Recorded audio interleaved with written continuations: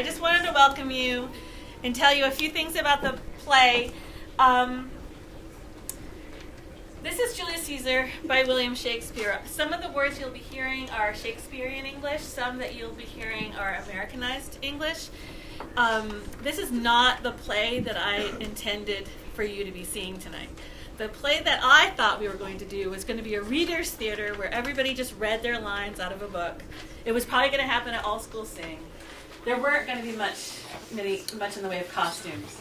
But as soon as we started working on it, these guys got so invested, worked so hard, that it was clear it was their play, not mine. So everything that you see tonight, they made, and most of it was their idea. So just a note about the performance. We have a number of different people playing the same character. So that's why the programs are at the front. And maybe we should just pass the basket around. You might be happy to have a program, because you'll see that there are many different people playing Caesar, many different people playing Mark Antony and Brutus and Cassius, and it can get a little confusing. The other tip we can give you, besides the program, is watch the costumes. They're mostly the same. Yeah, could I see Cassius's costume, please? This is Hunter as Cassius, and Ritter as Brutus. Yep. A different Brutus costume that has a black neck. There is a different Brutus costume that has a black neck. This is Willow as Mark Antony. And this is Jeremiah as Julius Caesar. And there's another Mark Antony with a plate. Yeah. Jeremiah, just like walk on. All right. One correction to the program. And like I said, everything was handmade and everything was taken on by the kids. One correction is that Willow is in the role of Flavius this evening. And I did want to make a note about how much the kids worked on this and how much they took it on themselves. People like Camilla deciding to just, I'm the costumer. And Willow suddenly is an expert in making sound effects. And we have sets designed by a lot of different people. Ritter and Hannah did a beautiful job on the columns. We've got, sorry, Josh? You sure? And we have some amazing actors that we didn't know we had either. So, thanks to...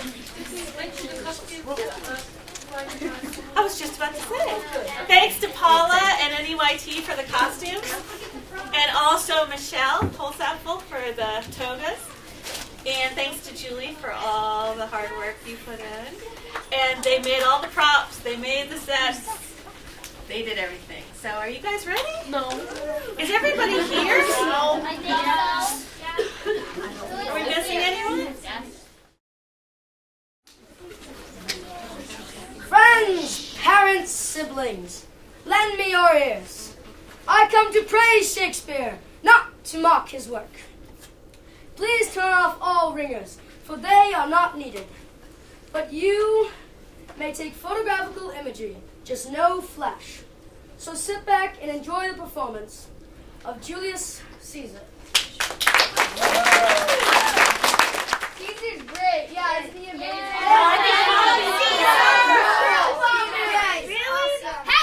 Home, you idle creatures! Get you home! Is this a holiday? Wherefore rejoice? What conquest brings he home? What tributaries follow him to Rome? To grace in captive bonds his chariot wheels? You blocks, you stones, you worse than senseless things. Oh, you hard hearts, you cruel men of Rome!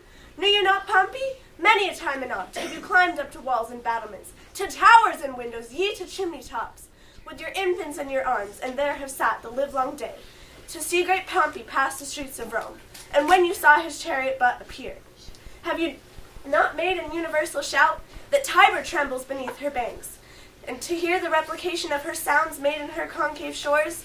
And do you now call out a holiday? And do you now put on your best attire? And do you now strew flowers in his way that comes in triumph over Pompey's blood? Begone! Run to your houses! Fall upon your knees! Pray to the gods to intermit the plague that needs must light on this ingratitude.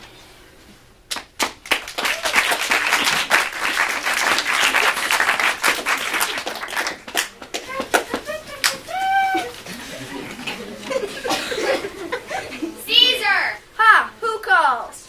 Caesar! Who is it in the press that calls on me? I hear a tongue shriller than and all the music. Beware the Ides of March. What is that, woman? A soothsayer bids you beware the Ides of March. Come from the throng, look upon Caesar. What sayest thou to me now? Speak once again. Beware the Ides of March.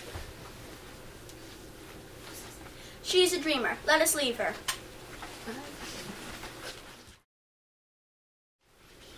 Caesar, the holiday that Rome has declared in your honor is well deserved, and now is the time to rejoice.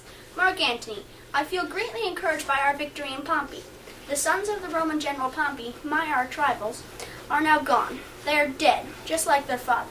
I wonder what we should look for in the days to come. I think we should look forward to you becoming the king of Rome. But I wonder why you were so reluctant. I've offered you the crown 3 times in front of the crowd, and you cannot miss hearing the people cheering wildly. Why did you not accept? Mark Antony, I cannot accept the crown at this time. I need to think carefully about your offer. Why do you hesitate at the thought? What worries you so? I need to do what is in the best interest of Rome. I'm also worried about what the soothsayer predicted. She said, beware the Ides of March. I don't understand what horror might occur on the 15th day of March. The soothsayer only speaks in riddles, for you are a great hero, and Rome desperately needs you. I promise to think about your offer and make a decision very soon. Look, I see my soldiers Brutus and Cassius. Yon Cassius has a lean and hungry look. He thinks too much. Such men are dangerous. But Brutus has been a loyal soldier and a true friend. Let us wave to them, and then I must leave, for I have much to do.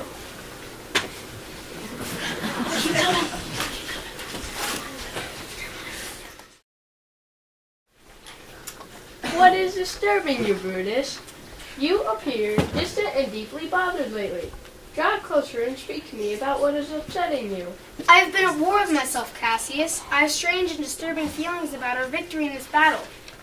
Brutus, my friend, you are a truly heroic man, and I wish you could see yourself as everyone else sees you, for then you would realize how very honored and respected you are. Is that what is concerning you? No, Cassius. I'm haunted by my feelings of what may happen with Caesar. I fear that the people of Rome want him to become king, and his kingdom will overturn the republic here in Rome. You speak as if you don't want Caesar to accept Mark Antony's offer to be king. I do respect Caesar. I will bravely fight for him in battle, but my soul rebels at the idea of him as king. There is something in man that turns evil when power over others is granted to them. Let us leave. I will keep my words to myself. Nonsense, Brutus. Why should you worry alone? There are many others who share your concern about Caesar becoming king. He does not deserve the honor. What are you saying? Caesar is treated like a god. Even though he's merely a man, many people think for the good of Rome, we must take action before Caesar has a chance to rule Rome. I bear no ill feelings against Caesar. I will carefully consider what you have said. I only want to do as the people of Rome wish. You've given me much to think about. Brutus, my friend, go home this evening and consider the terrible things that might happen to Rome if Caesar is made king. He does not deserve the honor. Yes, Cassius, I will meet with you tonight. In the meantime, I will think more on this matter. Goodbye, my friend. Goodbye, Brutus. Oh, I'm glad that he is gone. I must get Brutus to help me, for Caesar loves and trusts Brutus, and without Brutus I have no possibility of getting near Caesar. Brutus wants only what is good for Rome, so I must convince him all of Rome wants Caesar dead. I will write many anonymous letters expressing these sentiments and give them to Brutus. He'll surely be full of enjoying my cause.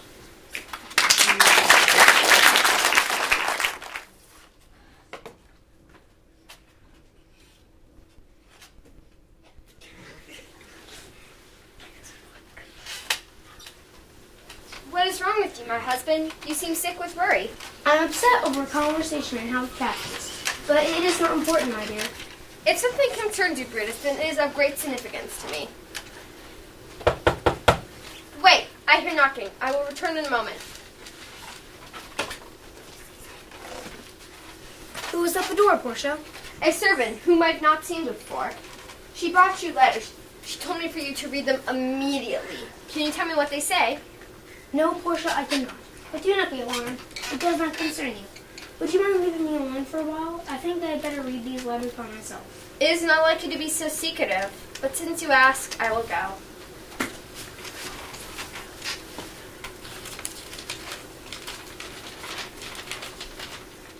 Oh my! All these letters call for Caesar's death, and perhaps Cassius is telling the truth, and this is what the people of Rome want. I must be resolute and act now to make sure that Caesar does not destroy our beloved Rome. I shudder to think of the actions I must take, but I'll take them for the good of Rome. Brutus, I hear knocking again. Should I see who it is? No, Portia, do not bother. I will get it. Ah, Cassius, it is you. Yes, Brutus, I have urgent matters to discuss with you. With Portia here, I do not want her involved. Is that you I hear, Cassius? It is Portia, but I must speak to Brutus alone, if you do not mind. I understand, Cassius. I hope that you can help with whatever's troubling Brutus. I will leave you both alone now. I have made a decision, Cassius. Although it makes me sick to harm Caesar, I will join you. I will do whatever it takes to keep Rome from becoming a dictatorship. I do not want the people of Rome to lose their voice. Oh, I'm greatly relieved to hear this, Brutus. Throughout the night, I have gathered many others who think as we do. They are waiting in your garden now, and we must go plan our course of action with them.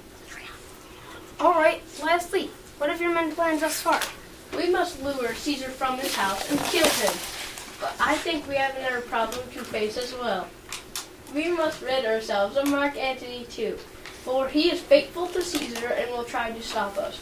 I'm afraid he is a great danger to our cause. No, Cassius, I disagree. We cannot drown ourselves in the blood of others. Mark Antony has done no harm to us or Rome. But Brutus, I'm afraid you're not thinking clearly. Mark Antony is a loyal follower to Caesar, and if we do not rid of him, we may not be able to carry out our plans. No, Cassius, I will never agree to this. We are here only to purge Caesar from the city and nobody else. We cannot simply murder people we do not like. Mark, we are acting for the good of Rome and not merely for ourselves. Have you not noticed the violent thunder this evening? These winds, the thunder and lightning, these are signs that Caesar is gaining too much power and must be stopped. Look, Portia is approaching now. You must leave immediately, for I do not want her to worry.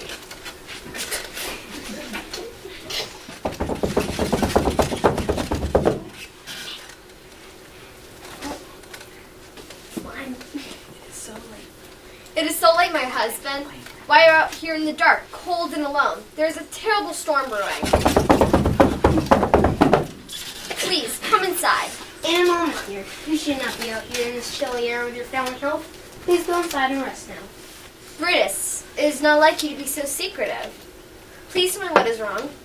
I'm feeling somewhat poorly, Mr. Portia, but it is actually of little concern, even to me. Brutus, I cannot stop thinking about the turmoil that's been consuming you right in front of my very eyes. I beg you, please tell me what is wrong. Portia, please go to bed.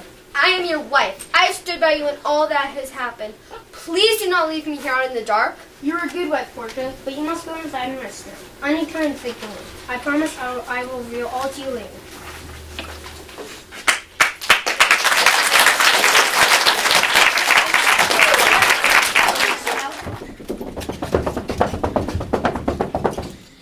Heaven nor earth have been at peace tonight. Thrice hath Calpurnia in her sleep cried out, "Help, ho, they murder Caesar." Who's within? My lord. Go bid the priests to present sacrifice and bring me their opinions of success. I will, my lord. What mean you, Caesar? Think you to walk forth? You shall not stir out of your house today.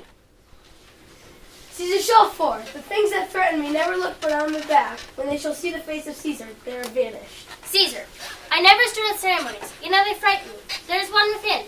Besides the things that we have seen and heard, recounts most horrid sights seen by the watch. A lioness hath whelped in the streets, and graves have yawned and yielded up their dead. Fierce fiery warriors fought upon the clouds in ranks and squadrons in right form of war, which drizzled blood upon the Capitol. The noise of battle hurtled in the air, horses did neigh, and dying men did groan, and ghosts did shriek and squeal about the streets. O Caesar, these things beyond all use, and I do fear them. Cowards die many times before their deaths. The valiant never taste of death but once. Of all the wonders that I have heard, seems to me most strange that men should fear, seeing that death, a necessary end, will come when it will come. What say the augurs? They could not find the hut with. They will not have to stir forth today. I cannot find out we can be stuck in the entrails of an offering forth. The gods do this in shame of cowardice. Caesar should be a beast without a heart. If Caesar should stay home today for fear, no, Caesar shall not. Danger knows full well that Caesar is more dangerous than he. We are 2 lions littered in one day, and I, the elder, and more terrible, and Caesar shall go forth. Alas, my lord, your wisdom is consuming confidence. Do not go forth today. Call it my fear that keeps you in the house and not your own. We'll send Mark Antony to the Senate house, and he shall say you are not well today. Let me upon my knee prevail in this. Mark Antony shall say I'm not well, and for thy humor I will stay home.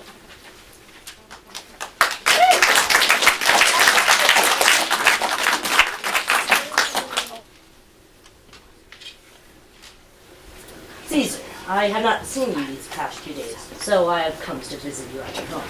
Have you thought over my offer? It will be the 15th tomorrow. It will be the 15th of March tomorrow, and all of Rome eagerly waits your decision. We all want to celebrate your coronation tomorrow. Yes, Mark Antony, I've decided to take you up on your offer to be king. That's wonderful news. I'm glad to hear it. But something in my home is greatly disturbing me. What is it?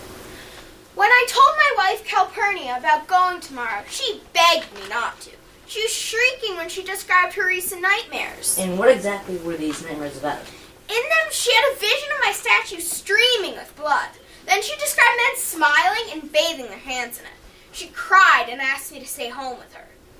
Caesar, it was nothing more than a frightening dream. Do not let this bother you. If Brutus had not come to my home to convince me that Calpurnia was misinterpreting her dreams, I would not go tomorrow. But he believes the dream is good omen. He thinks that it meant that my blood will revive Rome. I agree. So we shall see you tomorrow then? Yes, I will be at the Senate tomorrow.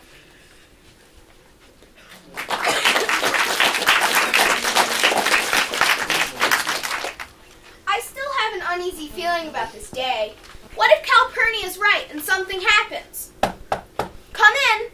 Caesar, my friend, I'm here to accompany you to the Senate. Brutus, I'm still not sure I should go. Something is gnawing at me. I have a deep fear in my soul. What is it, my friend? I'm disturbed by the frantic pleadings of my wife. I'm also worried about the soothsayer's warning. Perhaps you should go to the Senate alone. Tell them I'm ill. Nonsense, Caesar. Do not be troubled by such insignificant things. Everything will happen as it should, as you soon shall see. You're right, Brutus. I must think only of Rome. My personal concerns must be my last priority.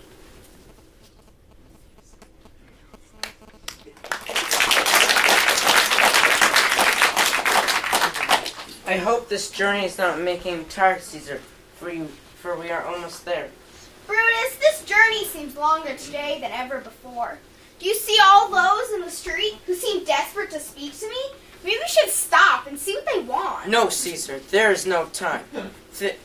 Don't give a thought of those men. Think only of Rome. Wait, I recognize that man. What? You have a letter for me? Brutus, this letter says that there's a conspiracy against me. Could it be true? Well, I haven't heard of any conspiracy. We must hurry, Caesar, for we don't want to be late. And look, that soothsayer is yelling his warning. Beware the Ides of March! Beware the Ides of March! Stop your worrying, Caesar. Take joy in the thought that you'll soon be the king of Rome. You're right, Brutus. I must think only of Rome. I'm ready to rule.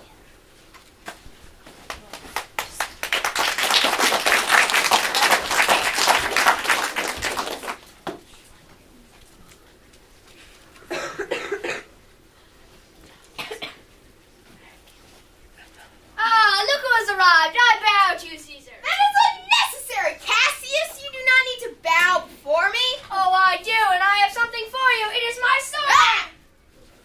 Why are you doing this? I can hardly breathe. I will not let you get away with it. Stop struggling. I have a sword for you too, Caesar. Et tu, Brute. You, who I thought was my trusted friend, is so against me that I'll give up my struggle to live. Oh, happy day! Let us rejoice! Liberty and freedom are now here! We have done Caesar a favor. He will no longer fear death. Let us bathe our hands in his blood.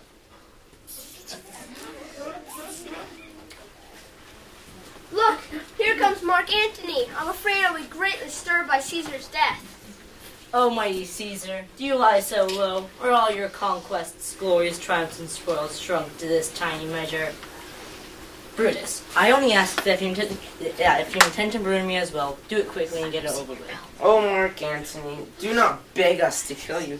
We may appear bloody and cruel, but our actions were for the good of Rome. We have no ill will against you. We receive you with love. I will shake your blood-soaked hands then. So may I ask some May I speak at Caesar's funeral? You may, Mark Antony. No, Brutus, do not let him do this, for he may convince the people of Rome that we did something wrong. I will speak only of Caesar's greatness and will certainly temper my speech to ensure those listening that his passing is best for us all. Mark Antony, tomorrow we'll both speak in Caesar's funeral.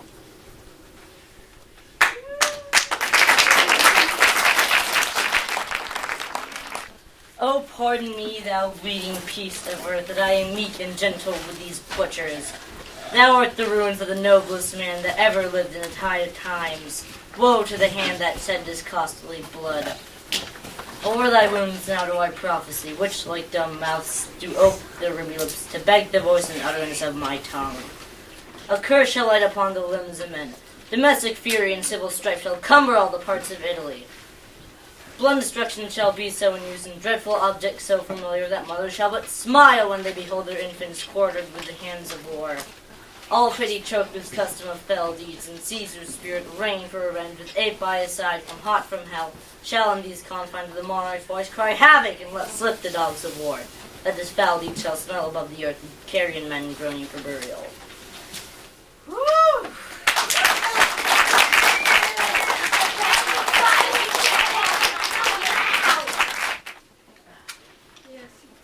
Silence! The noble Brutus is accepted.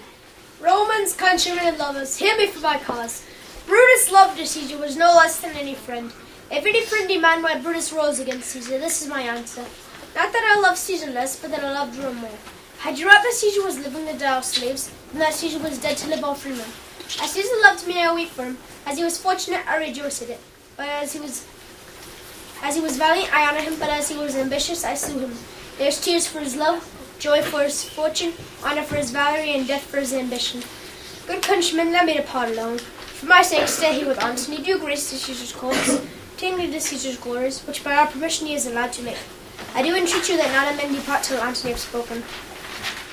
Stay home and let us hear Mark Antony! Peace! Let us hear what Antony can say. You Gentle Roman! Peace ho! Let us hear him! Friends! Roman! Countrymen! Lend me your ears! I have come to bury Caesar, not to praise him. The evil that men do lives after them. The good is often interred with their bones. So let it be with Caesar. The noble Brutus hath told you Caesar was ambitious. If it were so, it was a grievous fault, and grievously hath Caesar answered it. Here under leave of Brutus and the rest, for Brutus is an honorable man. So are they all honorable men. Come I to speak in Caesar's funeral. He was my friend, faithful and just to me. But Brutus says he was ambitious, and Brutus is an honorable man. He hath brought many captives home to Rome, whose ransoms did the general coffers fill. Did this in Caesar seem ambitious? When that the poor have cried, Caesar hath wept. Ambition should be made of sterner stuff. But Brutus says he was ambitious, and Brutus is an honorable man. You all did see that on the Lupercal. I thrice presented him a kingly crown, which he did thrice refuse. Was this ambition? Yet Brutus says he was ambitious, and sure, he is an honorable man. I speak not to disapprove what Brutus spoke, but here I am to speak what I do know. You all did love him once, not without cause. What cause behold you then to mourn for him? Oh, judgment! Thou art fled to brutish beasts, and men have lost their reason. Bear with me. My heart is in the coffin there with Caesar, and I must pause till it come back to me.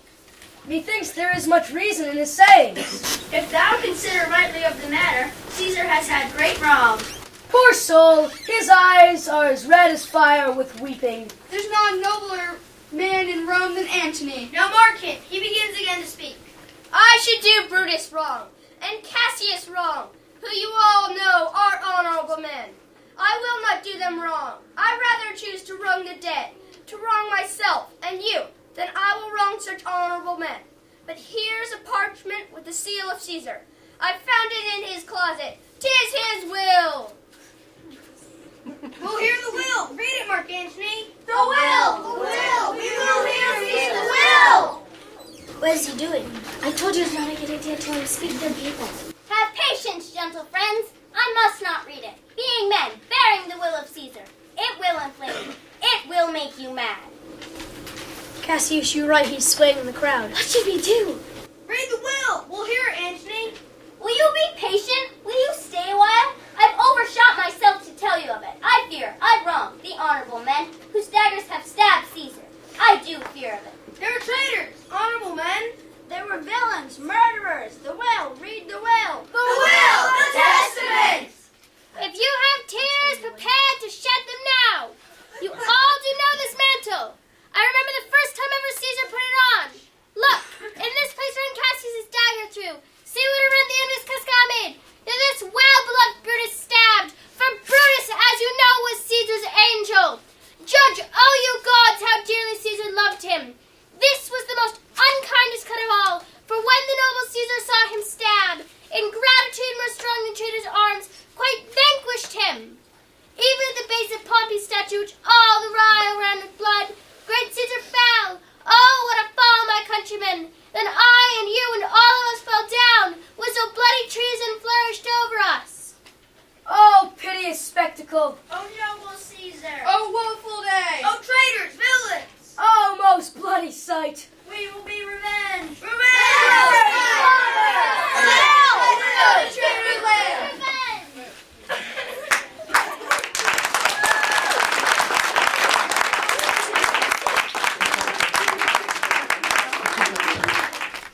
Cassius, you deceived me in your plot against Caesar. I was persuaded by a word that all everyone was to death. That was a lie. And now, we're exiled from the city and have to fight for our lives. Do not blame me alone, Brutus, for you chose to believe me and act as you did.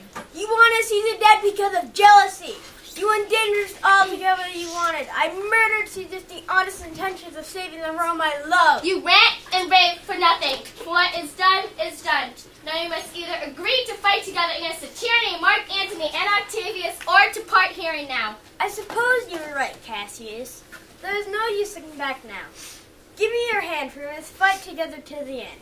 I will use this battle to release my anger and grief over what happened to my wife, Portia. Why? What happened to her? She is dead. I revealed our plan to her, and when everything went wrong and Mark Antony spread hatred against us, she took us from us and killed herself. I'm sorry for your loss, Brutus. We should get some much needed sleep now. I am tired, cannot sleep. Wait, what is that I hear? Cassius, do you hear that? Cassius. He is already falling asleep. Oh no! For I can't believe my eyes. It is the ghost of Caesar. What is it you want, ghost? Speak to me. Brutus, you are an evil spirit. Why have you come here? To warn you, for you were my friend, but you fell down the road of evil. You will see me again sooner than you would like, at the Battle of Philippi. Where are you, ghost? What does this mean? Where are you, ghost? Cassius. Oh wait, I have something to tell you.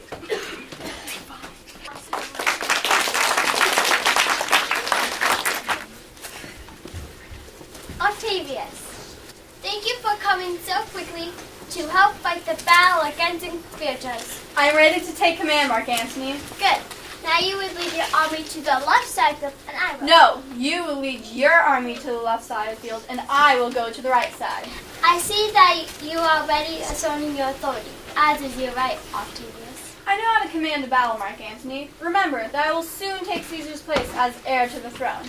Look, I see Brutus and Cassius, and the armies in the distance. They are approaching. Shall we give the sign of battle? No, we'll answer on the charge. Men, stir not until a signal is given. Words before blows, countrymen. We know you love hitting before thinking, Brutus. Good words are better than bad strokes. And in bad strokes, Brutus, you gave good words. Remember the hole that you made in Caesar's house, where I cried, "Long live Caesar! Hail Caesar! Mark Antony, your words are as sweet as honey. And you are the same old Cassius. Enough! Look, I draw my sword against the conspirators, and I will not put away until I have slaughtered all traitors or have died trying. The only way you will die by a traitor's sword is if you kill yourself. I hope you're right, because I was not born to die on your sword. Is that so, Octavius? Come, Mark Antony. If you dare fight today, Brutus and Cassius, then come to the field. And if not, then come when you have the stomachs.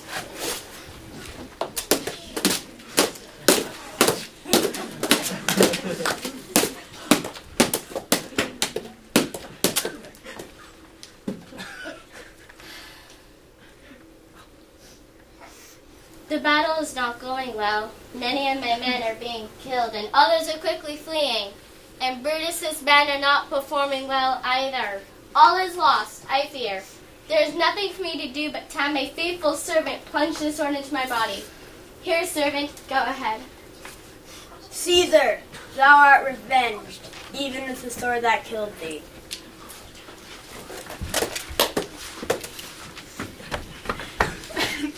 Mark Antony, the battle is going well. I hear that Cassius was so despaired that he asked his own servant to kill himself. I have the same news, Octavius. Have you any news of Brutus? No. Let's see if we can go find him. Where can Cassius possibly be? Oh no, he is dead. I should have known when I saw the ghost of Caesar last night that he wanted to thwart this battle.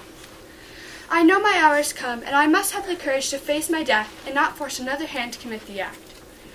I think I'll find better peace in losing on this day than Mark Antony will find in winning.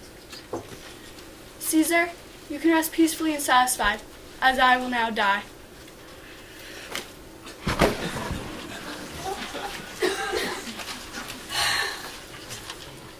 Goodbye, Cassius. Goodbye, Brutus. You died like you would, to your own sword. I will not forget you. I will not forget you all. Look, I see Brutus lying on the ground in the distance. We must go over there and see if he is still breathing.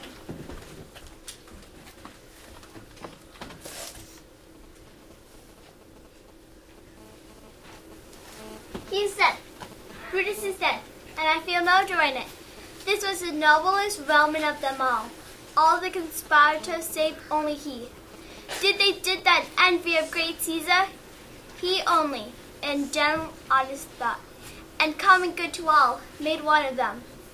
His life was gentle, and the elements so mixed in him that nature might stand up and say to the world, this was a man.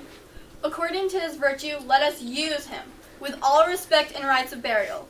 Within my tent his bones tonight shall lie, most like a soldier ordered honorably. So let's away to part the glories of this happy day.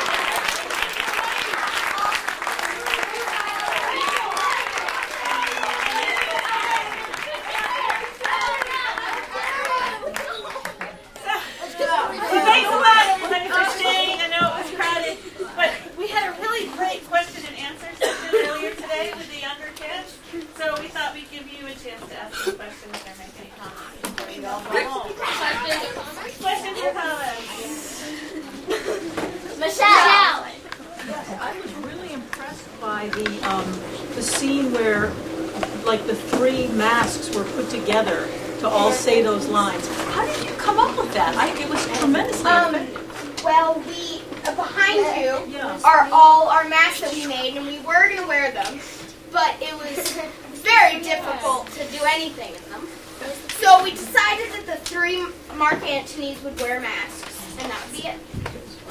And just a big white sheet over them. And If it had 3 different faces, that would be kind of awkward. Not a clue.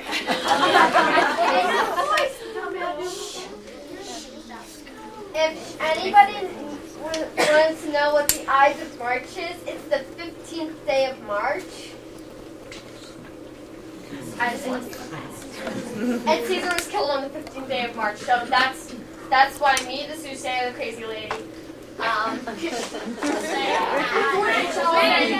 you wear the Ides of March, because I was trying to tell Caesar, like, you're going to get killed on the 15th of March, you're going to get killed on the 15th day of March. Any other questions? Oh, So what were some of your favorite things about doing this play? Being really nervous. Definitely being murdered was quite fun. Like working together as a classroom and as a team and like doing it all as one big class was very nice, and then we had to split up into a lot of different groups. I personally had a really fun time at the end of the play because Pam and Belle decided they wanted to add all these other parts into my script when they weren't even in there. And another thing is, all these guys, Pam was going to make us wear the masks and have the scripts right in front of us, but all of us decided to memorize our lines, so we gave a mask. Did not know.